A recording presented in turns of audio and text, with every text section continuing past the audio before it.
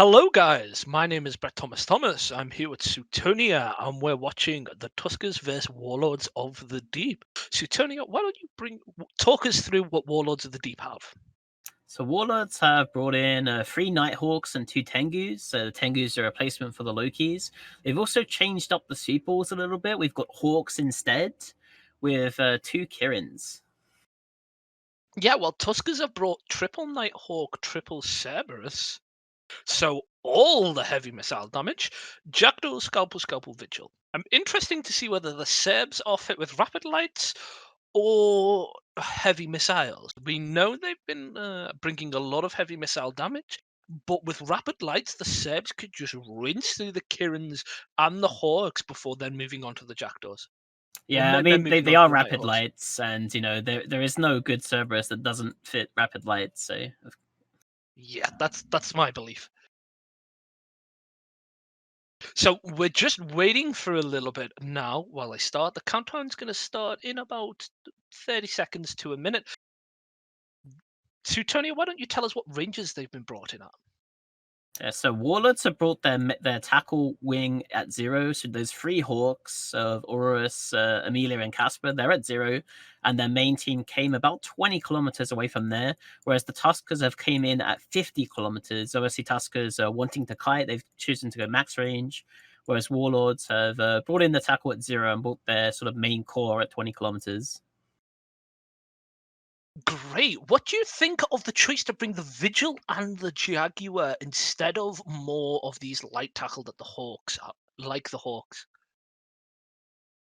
Yeah, I mean they're definitely interesting. Like they need the Vigil to be able to apply heavy missile launchers, and then they've just got the one Jaguar because they've gone for 3 support cruisers instead of 2 on the Warlords team.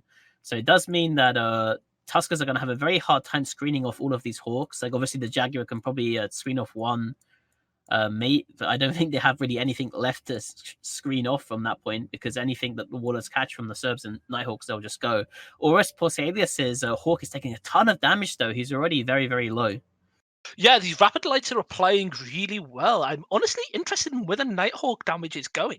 I'm going to be shocked if the Nighthawks are trying to apply their damage to Hawks. I believe they might just be waiting until the opposing Nighthawks of Warlords get in close range. But Skylar Hawk is already taking a lot of damage here. Yeah, the Oris's Hawk is went down straight away. Casper's Hawk is struggling. It's probably going to go down soon. But those Hawks just went in straight away, and every single Nighthawk just got tackled. Yeah, we just saw Cerberus just get blipped off the map. I am not sure if he boundaried, but He I did. did not see Boundary him take any violation. damage. Whoa, Sylar boundaried in the middle of one of the hardest matches for Tuskers here. If they lose, they're out of this tournament. But the Nighthawk's already in armor and dropping through low armor now. Yeah, that's really unfortunate. It's kind of ironic for Casper to be in the match and not boundary violate, and the other team boundary violate.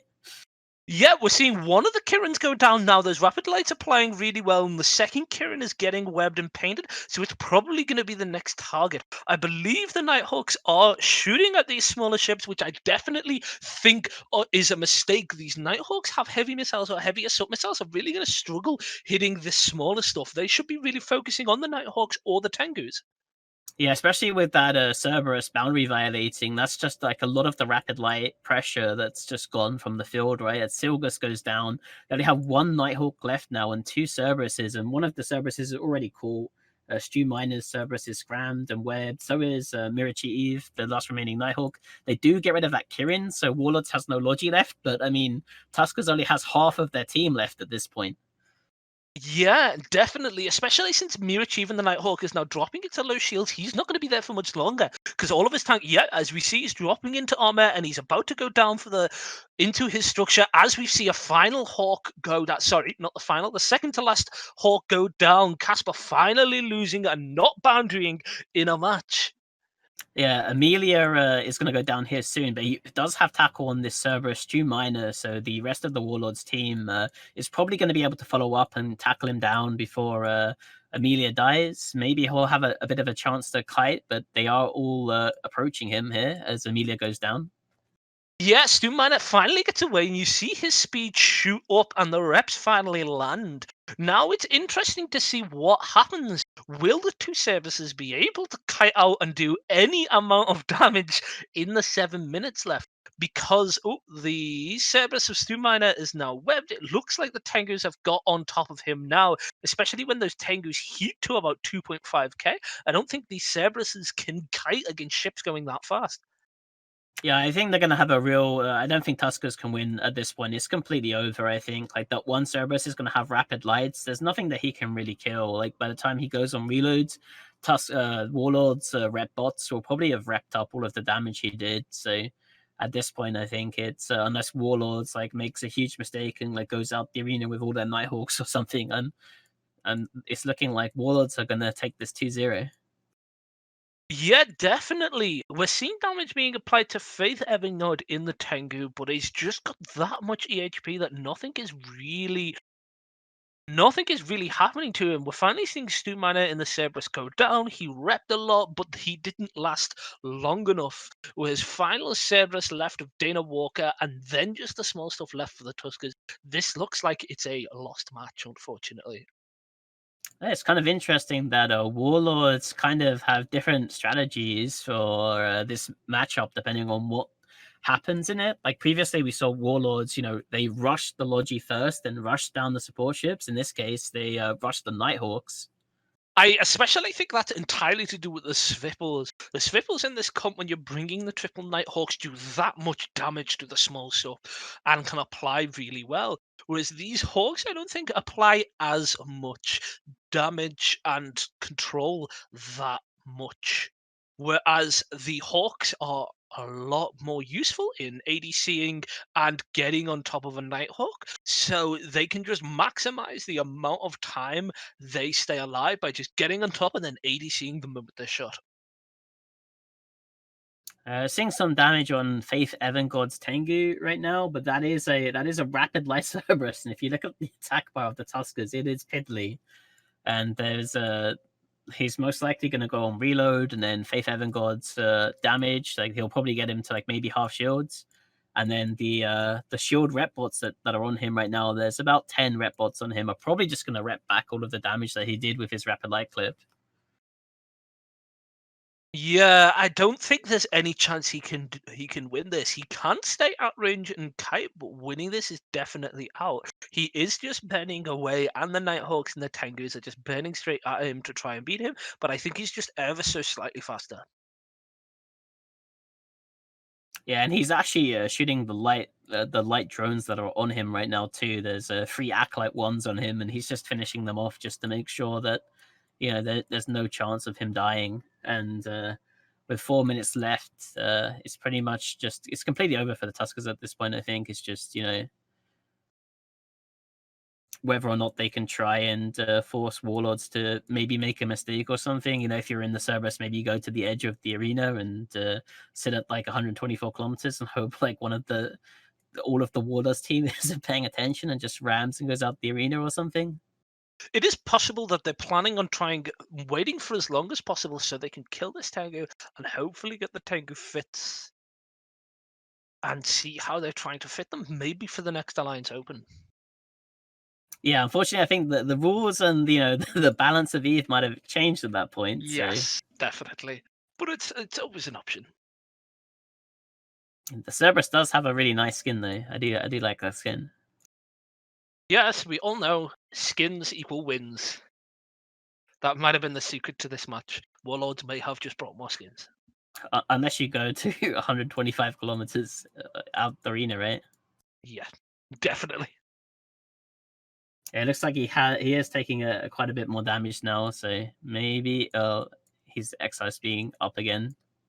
One of the Tengus Faith has actually jumped to the other side of him. I believe he's trying to cut him off, get behind him, and force him into the range of the other Tengus and Nighthawks.